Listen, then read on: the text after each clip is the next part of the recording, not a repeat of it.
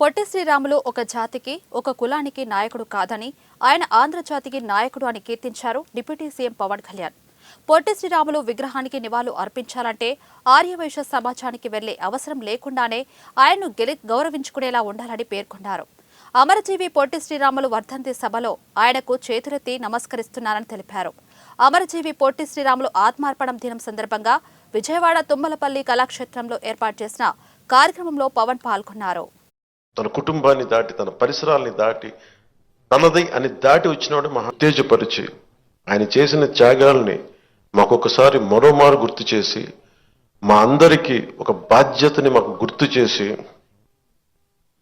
గుర్తు చేసి మాకు ఆయన ఆత్మార్పణ దినాన్ని చాలా బలంగా జరుపుకోవాలి, మనం కృతజ్ఞతలు అయి ఉండాలి, దానికి మనం బద్దులై ఉండాలని చెప్పి మాకు 10 సార్లు మాకు ఉత్తేజపూరితంగా చెప్పిన శ్రీ నారా చంద్రబాబు నాయుడు గారికి మనస్ఫూర్తిగా వారికి నా కృతజ్ఞతలు, నా అభినందనలు తెలియజేస్తున్నాను.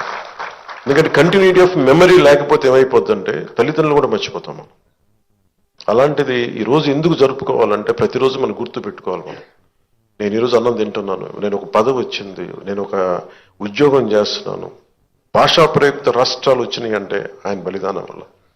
అది గుర్తుపెట్టుకోవడానికి ఇలాంటి సంస్మరణ దినాలు చాలా అవసరం గుర్తుపెట్టుకోవడానికి.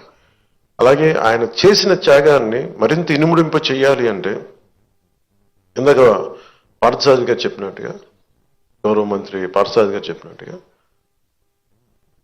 గౌరవ ముఖ్యమంత్రి శ్రీ నారా చంద్రబాబు నాయుడు గారి నాయకత్వంలో విజన్ 2047 ఆవిష్కరించారు పుస్తకాన్ని. ఎలా ఉండాలి విజన్ అనేది.